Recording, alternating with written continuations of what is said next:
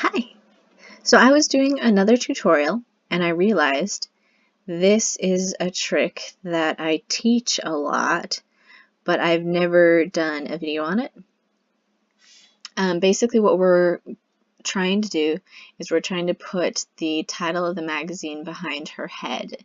It's something you see a lot in really high fashion magazines, and it's actually pretty easy to do in Photoshop. So this is the image I'm going to use today. When I look for a good image for a magazine cover, I look for one where I can imagine the title placement, and I'm actually going to crop it kind of like here, and then I'm going to kind of put the title of the magazine right behind her head right here. So that's my plan. So the first thing we're going to do is we're going to actually open up the photo in Photoshop. Right click, open with Photoshop. If you don't have Photoshop, you can get a 30-day trial from CC Cloud. I think they knocked it down to 7 days now, but you can also subscribe to it. I use Photoshop a lot. So once we open it up, we're going to hit this paintbrush quick selection tool. That's my favorite selection tool. Can hit it. Now, with the new CC update, they added this button up here that says select subject. That has varying degrees of success. I'm going to use it now because it's supposed to try to find the main figures and select it. Oh, that did a pretty good job. You see it cut off some of her hair right here. But I'm just going to bring that in using the plus brush selection tool. And it included some of this brick up here that I don't want, and it excluded some of her hair, which I do want. Don't worry if it's not perfect. This next step is going to enhance it greatly. I'm using a combination of the minus brush selection and the plus brush selection to kind of get the line where I want it to be. It's a computer, so it doesn't know everything. And as you can see, it's having a little bit of a tough time distinguishing her hair from the background.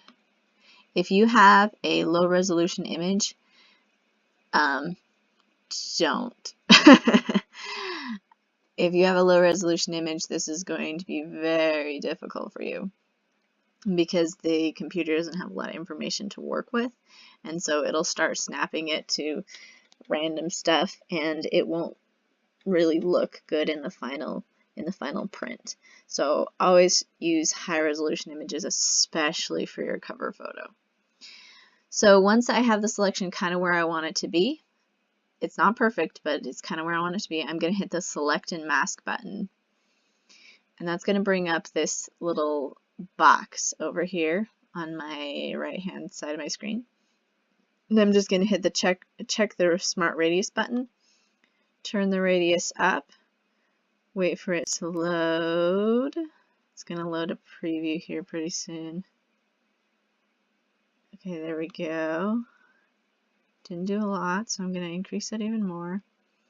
Usually what this does is it tries to find the nearest edges, and it kind of, it's a smart radius. It tries to grab stuff that you didn't necessarily get but you want. I'm going to keep going up because I don't notice much of a difference.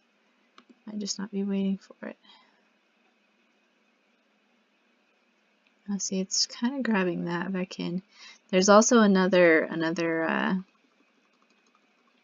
plus and minus selection tool in here. You can kind of refine your edge a little bit more. Give it a little hint of what I want.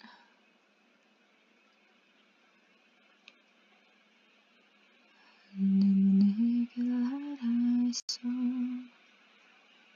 10,000 people, maybe more. See, that spot's bothering me.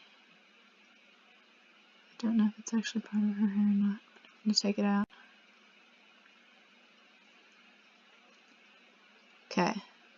That will be passable. You don't have to worry too much about making it exactly perfect because keep in mind It'll just be text.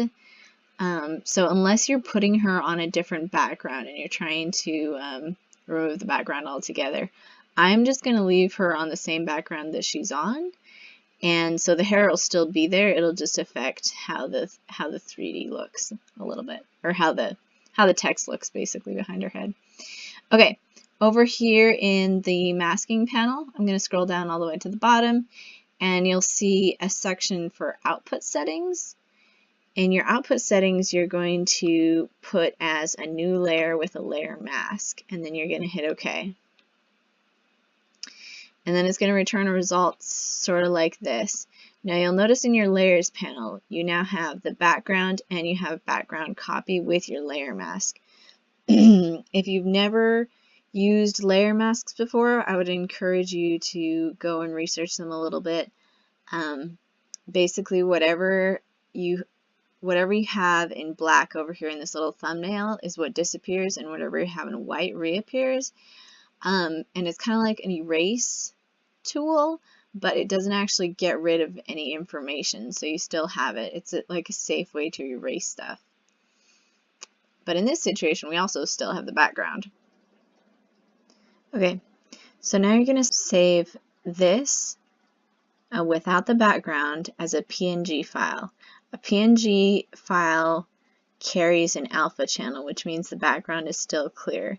These little checker dots, most programs will read as a clear background, quote unquote.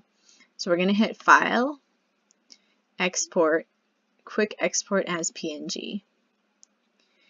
We're going to save it somewhere where we can find it again, and then we're going to go into InDesign.